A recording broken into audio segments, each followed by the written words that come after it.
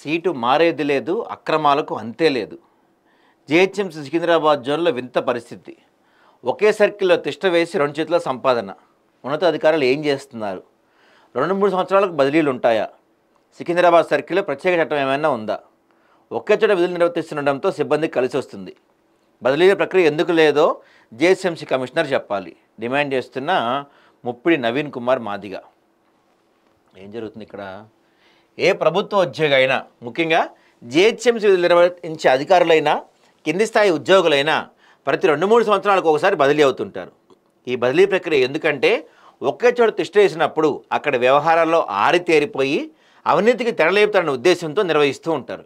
ఎందుకంటే బాగా అక్కడ ఎక్కువ కాలం పనిచేస్తే మొత్తం కమాండ్ వస్తుంది, ఏమేమి స్కాములు చేయొచ్చు, ఏమేమి ఎట్లా చేయొచ్చు అని అందరికీ తెలిసిపోద్ది. కాబట్టి ఏం చేస్తారు, 2-3 నెలలకు ఒకసారి ట్రాన్స్ఫర్ చేస్తూ ఉంటారు అనమాట. అయితే స్థానిక రాజకీయ నాయకులు ఎక్కువ కాలం ఒకే చోట పనిచేసే ఉద్యోగులు కనెక్ట్ అయిపోతారు. వారు కనెక్ట్ కాకపోయినా రాజకీయ నాయకులే ప్రలోభాలకు గురి చేసి తమ దారికి తెచ్చుకుంటారు. ఒకే చోట ఎక్కువ కాలం పనిచేయటం వల్ల చేసిన అవినీతిని ఉన్నతాధికారుల దృష్టికి రాకుండా సంబంధిత సమాచారాన్ని, సంబంధిత పత్రాలను ఎవరికీ కనిపించకుండా దాచే అవకాశం ఉంటుంది. అలా కాకుండా ఒకే స్థానంలో 2-3 ఏళ్ళ తర్వాత కొత్త ఉద్యోగం వచ్చినట్లయితే తనకంటే ముందు నిర్వర్తించిన వారి భాగోత్వం బట్టబయలైపోతుంది. అందుకనే కొందరు ఉద్యోగులు తమ పరిచయాలను, రాజకీయ పలుకులను ఉపయోగించుకొని ట్రాన్స్ఫర్లు కాకుండా ఒకే సర్కిల్లో ఉండేలా మేనేజ్ చేసుకుంటారు. 2 చేతుల అక్రమ సంపాదన వెనకేసుకుంటూ ఉంటారు. ఇలాంటి పరిస్థితి ఇప్పుడు జీహెచ్ఎంసీ సికింద్రాబాద్ సర్కిల్లో చోటు చేసుకుందంట. ఎందుకంటే అక్కడ ఈ లోకల్ రియల్టర్లు, లోకల్ నాయకులు వీళ్ళందరితో వీళ్ళకి మంచి పరిచయాలు ఏర్పడతాయి. ఇప్పుడు ఇక్కడ నుంచి వేరే చోటకి డిప్యుటేషన్ పైన వెళ్తే, లేకపోతే ట్రాన్స్ఫర్ పైన వెళ్తే కొత్త అధికారి వస్తాడు. కొత్త అధికారి వచ్చినప్పుడు ఆ ఫైల్స్ చూస్తే మొత్తం మనోడు చేసిన కథలు మొత్తం బయటపడతాయి. బయటపడకుండా ఉండాలంటే ఏం చేయాలి? అక్కడి నుంచి కదలొద్దు. అక్కడి నుంచి కదలాలంటే ఏం చేయాలి? ఏ రాజకీయ నాయకులకైతే మనోళ్ళు ఆల్రెడీ హెల్ప్ చేస్తున్నారో వాళ్ళు హెల్ప్ తీసుకోవాలి. తీసుకొని మొత్తానికి ప్రజల్ని ఇచ్చేయాలన్నమాట. ఇక్కడ కథ అంతా అంతే. సికింద్రాబాద్ జోన్ పరిధిలోని ప్రతి డిపార్ట్మెంట్లో పనిచేసే సిబ్బంది ఇలాగే ఏళ్ల తరబడి విధులు నిర్వర్తిస్తున్నారు. ఇది ఎలా సాధ్యమవుతుందో అర్థం కాని విషయం. ఒకే చోట ఏళ్ల తరబడి విధులు నిర్వర్తిస్తూ అంతులేని అక్రమాలకు తెరలేపుతున్నారు. ముఖ్యంగా సికింద్రాబాద్ బేగంపేట సర్కిల్ పరిధిలోని పట్టణ ప్రణాళిక విభాగంలో గత 10-15 సంవత్సరాల నుండి సిబ్బంది ఒకే చోట పనిచేస్తున్నారు. వీరిలో నర్సింగ్, ప్రకాష్, పాండు, భూషణ్, జగదీష్లు బేగంపేట సర్కిల్ టౌన్ ప్లానింగ్ సెక్షన్లో మున్షి అంటే చైర్మన్ లాగా కొన్ని సంవత్సరాలుగా విధులు నిర్వర్తిస్తున్నారు. సర్కిల్లోని టౌన్ ప్లానింగ్ సెక్షన్ తాము అదుపులో పెట్టుకొని అక్రమ నిర్మాణాలకు ఆజ్యం పోస్తూ 3 పువ్వులు 6 కాయలుగా అక్రమ సంపాదన వెనకేసుకుంటున్నారు. ఇప్పుడు ఈ దాదాపుగా ప్రభుత్వ శాఖల్లో 100లో 99 మంది ఈ లంచాలకు అలవాటు పడిపోయారండి.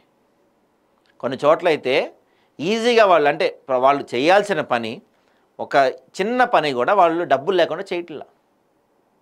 అంటే డబ్బులు లేకుండా ఆ పని చేయకూడదు అనే స్థాయికి వెళ్ళిపోయారనమాట. వాళ్ళు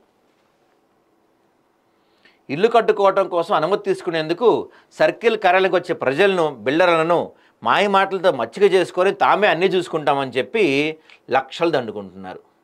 ఇటీవల మోండా డివిజన్ రాష్ట్రపతి రోడ్లో ఒక వ్యక్తి భవన నిర్మాణం చేస్తున్నాడు. తనకు 15 లక్షలు ఇస్తే ఉన్నతాధికారులతో పాటు అన్నీ తానే చూసుకుంటానని ఆ వార్డుకు చెందిన చైర్మన్ మాట్లాడుకొని అక్రమ సల్లా నిర్మాణానికి సహకరించారు. చూసారా? అదేవిధంగా బేగంపేట డివిజన్లోని పాటిగడ్డలో ఒక నిర్మాణదారుడు జీహెచ్ఎంసీ టౌన్ ప్లానింగ్ అనుమతి లేకుండా పెద్ద షెడ్ నిర్మించాడు. ఈ నిర్మాణంలో కూడా ఆ వార్డుకు చెందిన చైర్మన్ను లక్షల్లో తీసుకుని నిర్మాణానికి సహకరించారని తెలిసింది.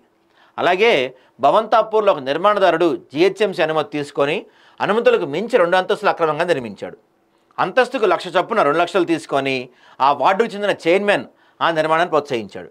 ఈ విధంగా చెప్పుకుంటూ పోతే సికింద్రాబాద్ సర్కిల్ పరిధిలోని చైర్మన్లు చందు, నాగయ్య, ఆంజనేయులు విధులు నిర్వర్తిస్తూ అక్రమంగా కోట్లు సంపాదిస్తూ జీహెచ్ఎంసీ ఆదాయానికి భారీగా గండి కొడుతున్నారు. సీతాఫల్ మండి, బౌద్ధనగర్, తార్నాక, మెట్టిగూడ డివిజన్లో నిర్మాణమవుతున్న అక్రమ కడ్డాలకు అంతనేది లేకుండా పోతుంది. ప్రతి అక్రమ కట్టడం వెనుక వీరే ఉంటారు. అధికారులు అందరినీ చూసుకోవాలని నిర్మాణం చేసే వారి వద్ద నుండి అక్రమంగా నగదు వసూలు చేస్తారు. వీరికి కూడా గత కొద్ది సంవత్సరాలుగా టౌన్ ప్లానింగ్ సెక్షన్లో తిష్ట వేసి సికింద్రాబాద్ సర్కిల్ని శాసిస్తూ జీహెచ్ఎంసీ ఆదాయానికి భారీగా గండి కొడుతున్నారు. గతంలో వీరిపై ఎన్ని ఆరోపణలు వచ్చినా కూడా జీహెచ్ఎంసీ ఉన్నతాధికారులు వీరిని బదిలీ చేయకుండా నిర్లక్ష్యం చేశారు. ఇప్పటికైనా జీహెచ్ఎంసీ ఉన్నతాధికారులు, సికింద్రాబాద్ జోనల్ కమిషనర్ స్పందించి వీరిని వెంటనే స్థానచలనం చేయాలి. లేని ఎడల వీరు చేసే అక్రమాల వెనుక ఉన్నతాధికారులు సైతం ఉన్నట్టు ప్రజలకు అర్థమైపోద్ది. 100% అండి. ఏముంది, ఇదంతా ఒక చైన్ సిస్టమ్. కింద చైన్ మ్యాన్ దగ్గర నుంచి స్టార్ట్ అయ్యింది, పైన అధికారి వరకు అందరూ పంచుకుంటారు అనమాట. ఇదంతా ఒక చైన్ సిస్టమ్. వీళ్ళందరూ కదలకుండా అక్కడే ఉంటారు, ఎవ్వరు ఎక్కడికి వెళ్ళరు. మొత్తం లోకల్ అధికారులని, గవర్నమెంట్ వాళ్ళని లైన్లో పెట్టుకొని మొత్తం దందాలు నడిపిస్తుంటారు అనమాట. ప్రతిదీ దందానే తెలుసా. సికింద్రాబాద్ బేగంపేట సర్కిల్ పరిధిలో అక్రమ కట్టాలను ప్రోత్సహిస్తున్న చైర్మన్లను వెంటనే బదిలీ చేయాలని దళిత చైతన్య సంఘ వ్యవస్థాపక అధ్యక్షులు ముప్పిడి నవీన్ కుమార్ మాదిగ డిమాండ్ చేశారు. వీళ్ళు చేస్తున్న అవినీతి అక్రమాలపై జిహెచ్ఎంసీ కమిషనర్కు తాను కూడా ఫిర్యాదు చేశానని, కమిషనర్ వెంటనే స్పందించి 4-5 రోజుల వ్యవధిలో బదిలీ చేస్తాను తనకు హామీ ఇచ్చారని ముప్పిడి అన్నారు. ఇలాంటి అవినీతి సిబ్బంది ఉంటే జిహెచ్ఎంసీకి చెడ్డ పేరు వస్తుందని, ఇప్పటికైనా ఉన్నతాధికారులు వీరిపై చర్యలు తీసుకోవాలని డిమాండ్ చేశారు.